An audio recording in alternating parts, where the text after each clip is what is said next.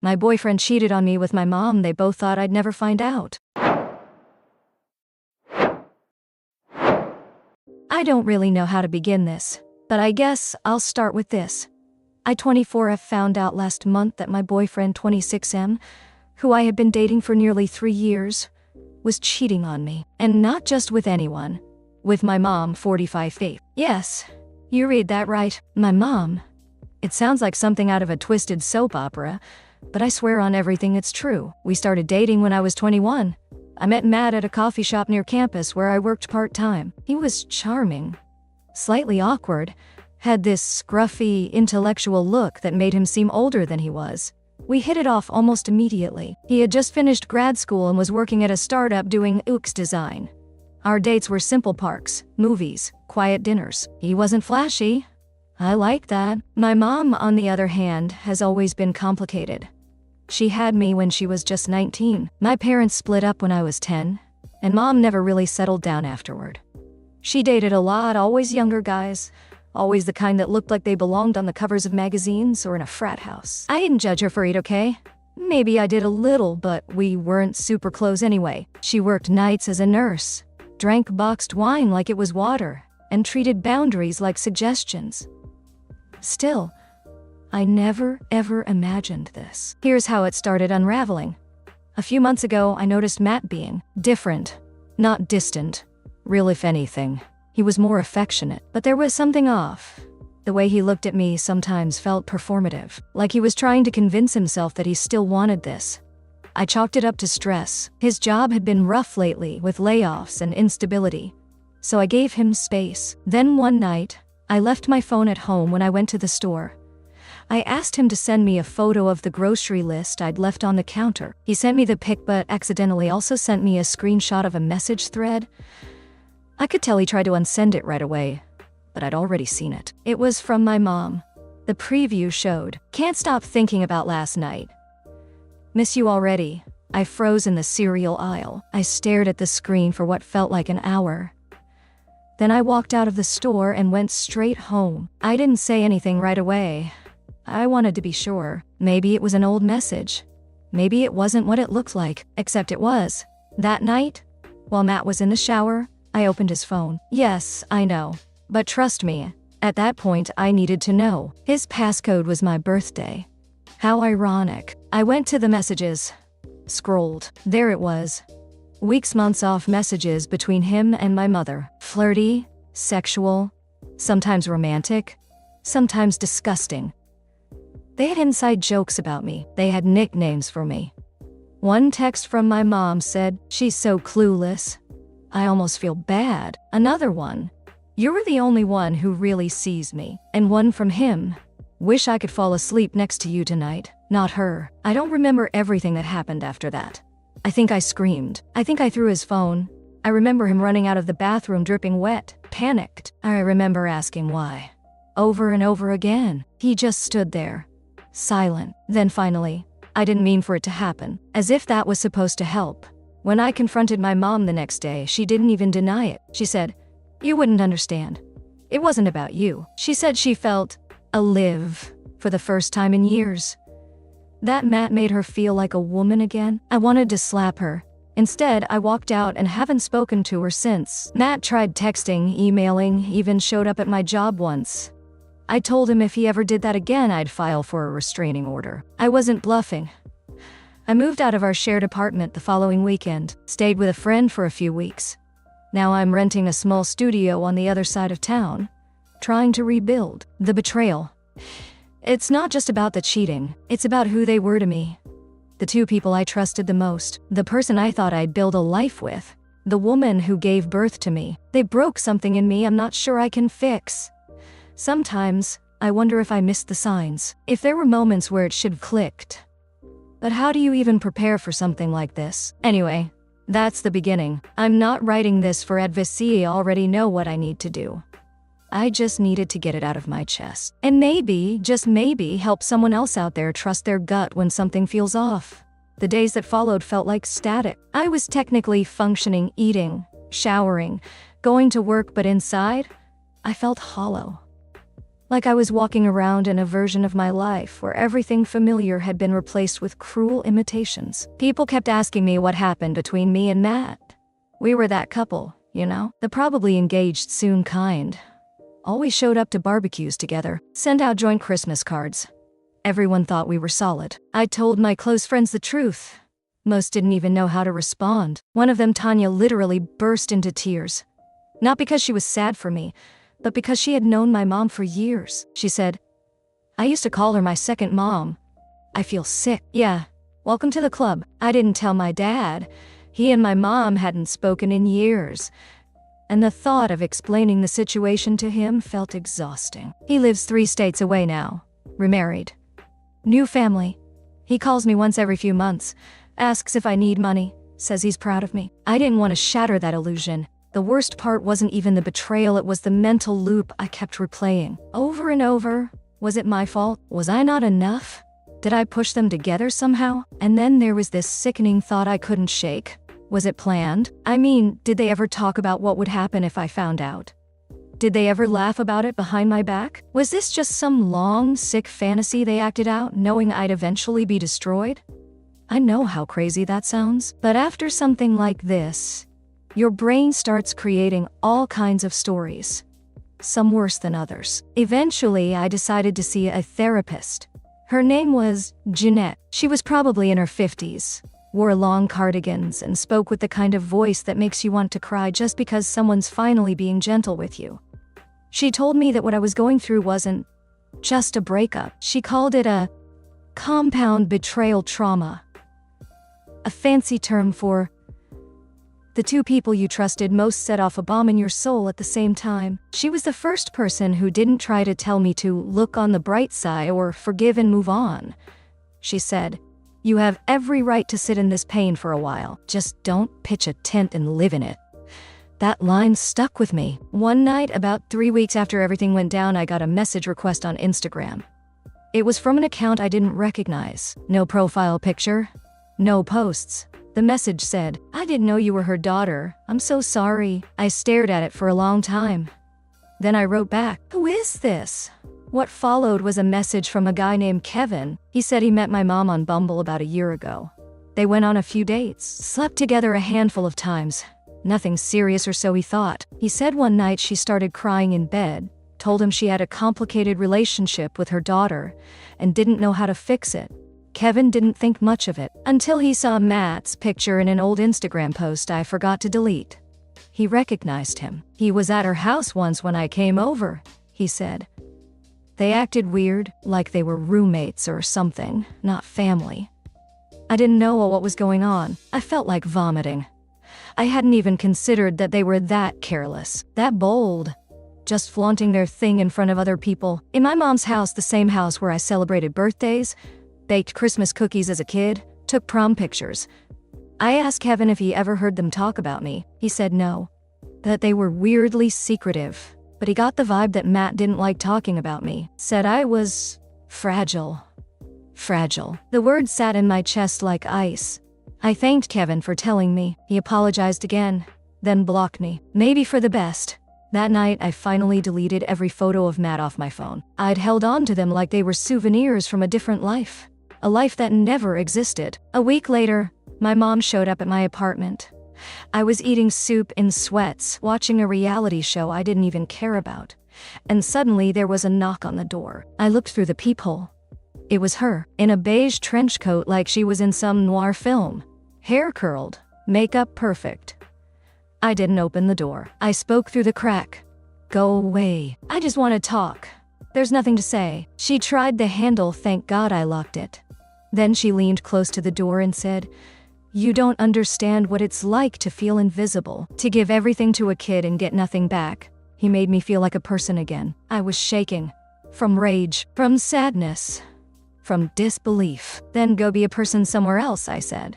And I meant it. She left. I haven't seen her since. But part of me knows this isn't over.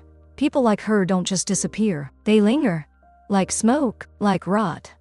About a month after my mom showed up at my door, things started getting weird. It started with my boss calling me into her office. At first I thought I was in trouble, I'd been distracted, sure. But I wasn't slacking off. I'd shown up on time, met deadlines, even picked up some extra shifts.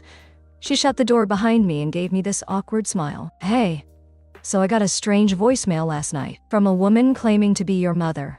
My heart stopped. She didn't say anything horrible.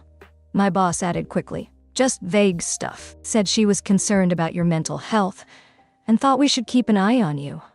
I sat there, blinking. She what? My boss sighed. Look, I'm not trying to stir anything, but I wanted to let you know. And if you ever feel like you need to talk to someone, the company has resources.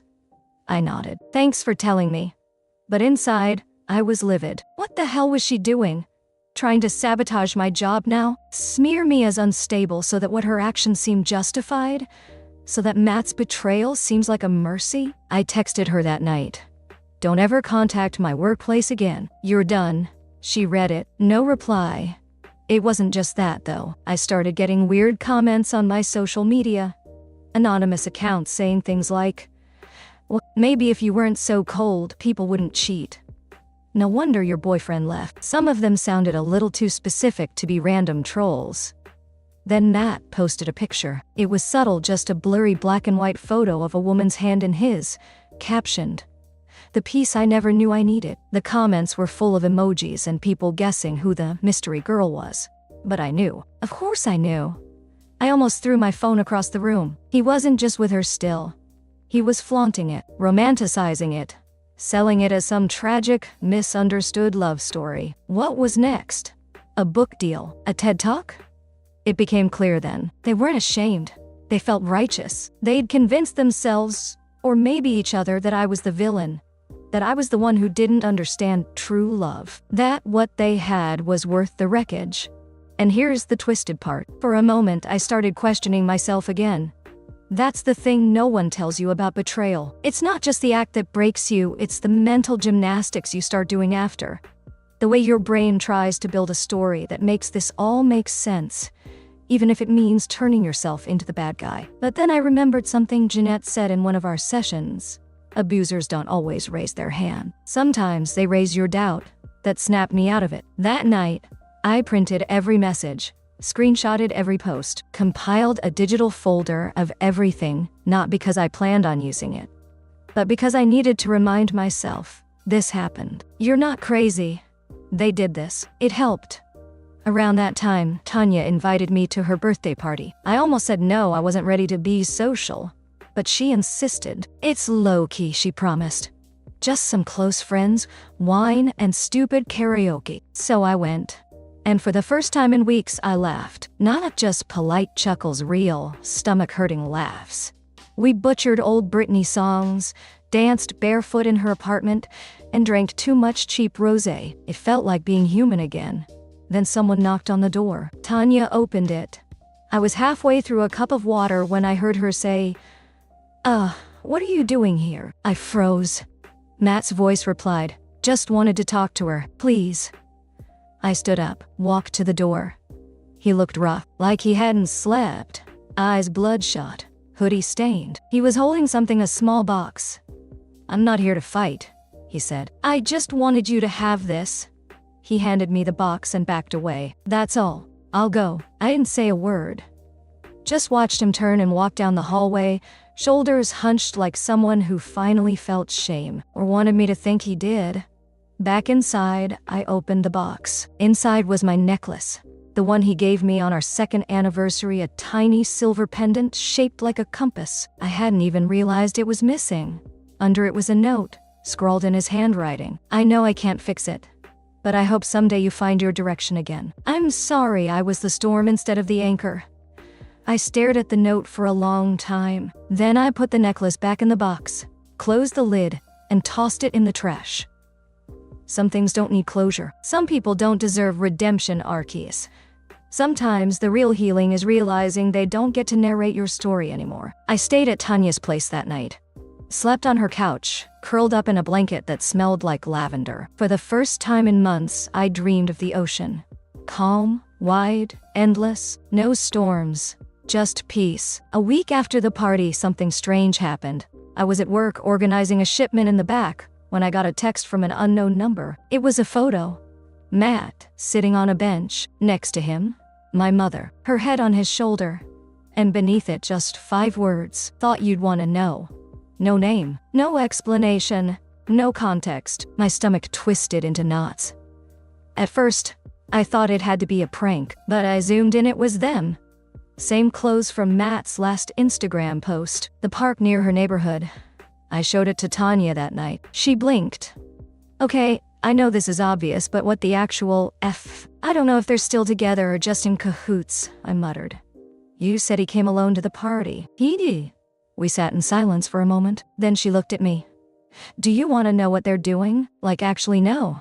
Not really, but I feel like I need to.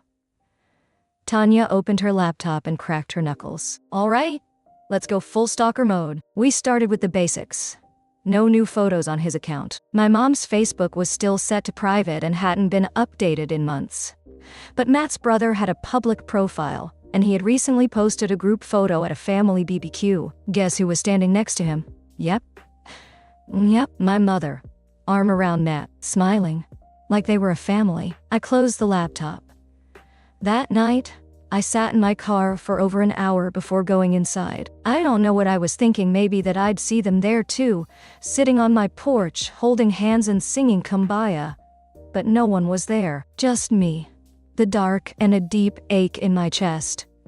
How does someone become the villain in their own mother's eyes? I thought back to childhood, to all the moments that had felt off, but I'd brushed aside. How she used to compare me to other girls. How she'd scoff when I'd cry. How when I got accepted into college, she said, "Don't let it go to your head." And then it hit me. She didn't love me the way a mother should. Maybe she never did, but Matt, he adored her. He brought her flowers, called her just to check in, told her how lucky I was to have her. Maybe, to her, he was the better child I never managed to be. That night, I started writing. Not a diary, not a blog. Just the truth about what happened, about the manipulation, the betrayal, the aftermath. I didn't use names, just initials, but I didn't sugarcoat it either. I posted it anonymously to a subreddit for relationship stories. I expected it to get a few comments, maybe disappear. Instead, it blew up. Thousands of upvotes, hundreds of messages, people saying things like, "I'm crying at my desk. This happened to me too. You're not alone." Some shared their own stories about moms who turned against them, about friends who stood by cheaters, about healing when closure never came. It was overwhelming, but healing. I read every comment, and in one, something stuck with me. You didn't lose a mother. You escaped a person who was hurting you and calling it love. That line changed everything. The next day, I blocked my mother's number. Then Matt's, deleted the photos, burned the old notes, donated the hoodie left behind. I even changed my number. Some people say cutting family out is extreme. That blood is thicker than water. But here's what they forget. That full quote is, "The blood of the covenant is thicker than the water of the womb." And the people who showed up for me, Tanya, my therapist, even strangers online, they bled for me more than my family ever had. I was done bleeding for people who only ever left me bruised. A few months later, I moved. New apartment, new neighborhood, new coffee shop around the corner where the barista remembered my name after 3 visits. I started painting again, something I hadn't done since college. Just cheap canvases and bold strokes. It wasn't good, but it was mine. And I met someone, a guy named Noah. We bumped into each other at a bookstore, literally. I knocked a stack of poetry books off a shelf, and he helped me pick them up. He was kind, gentle, the kind of person who asks before touching your hand, who listens when you talk about your worst day, who never makes you feel like you're too much. We're not serious, not yet. I'm still healing, still learning. But one night, I told him about Matt, about my mother. Not the whole thing, just the broad strokes. He didn't flinch. He just nodded and said, "Sounds like they lost someone amazing." I cried that night. Not because I was sad, because for the first time in a long time, I believed him. The 1-year anniversary of the party came and went. I didn't think I'd remember the exact date, but I did. I found myself walking past the old venue out of habit. Same dim sign, same cheap event posters on the windows. A birthday party for a 6-year-old was going on inside. Laughter spilled out the doors like confetti. I stood there for a while. Not sad, not angry, just observing. Life kept moving. Tanya and I still talked every day. She'd started seeing someone too, a girl she met at a ceramics class. They were cute together. Messy, but cute. Noah and I had grown closer. But we took things slow. He knew I was still rebuilding myself from the inside out, and he never pushed. He didn't try to fix me. He just stayed beside me, brick by brick. One rainy Sunday, I got an email from an unfamiliar address. No subject line, no greeting. Just, I saw your Reddit post. I know it was about me. I'm not mad. Just sorry. May I? I stared at it for a long time. I didn't reply. Matt had taken enough from me. My energy, my trust, my sense of worth. I wasn't about to give him the satisfaction of a second chance at a conversation. Instead, I archived the message and got up to make tea. The healing wasn't linear. Some nights I still jolted awake from dreams of that party. His hands on mine, her voice calling after me as I ran. But now I had tools, boundaries, and people. Noah, with his calm steadiness. Tanya, with her chaotic optimism. My Reddit tribe, who never let me feel like I was alone in the wreckage. Most of all, I had me. And that version of me, the one who left the party, who wrote the post, who said no more, she deserved peace. So I gave it to her. On a quiet Thursday afternoon, I wrote a final update to my original Reddit post. Update? Hey everyone. It's been almost a year since I wrote this, and I figured I owed one last follow-up. I never responded to him. Never confronted her again. I chose distance. And in that distance, I found clarity. I've moved. I've grown. I've healed. Some days are harder than others, but most days are good. And good is enough. If you're reading this and going through something similar, here's what I'll tell you. You're not crazy. You're not weak. You're not overreacting. You're allowed to walk away from people who make you feel small, even if those people raised you. Especially if those people raised you. You don't owe anyone the ruin of your peace. Thank you to everyone who lifted me when I couldn't stand. Truly, thank you. I'm okay now. And that's something. After posting it, I logged off Reddit for good. Not because I wanted to forget. Because I didn't need to revisit the pain anymore. It would always be part of my story, but not the whole thing. One morning, a few weeks later, I was having breakfast on my tiny balcony.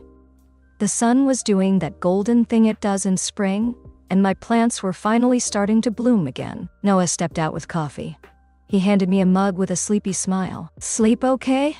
Yeah, I said. Really well. We sat in comfortable silence for a bit. Then I turned to him. I ever tell you how I got into painting again? No, he said, sipping. Tell me. And I did. Everything. Start to finish. Not as a victim, not even as a survivor, but as someone who lived it, who made it through. Who finally felt whole. If you like this video, please subscribe for more.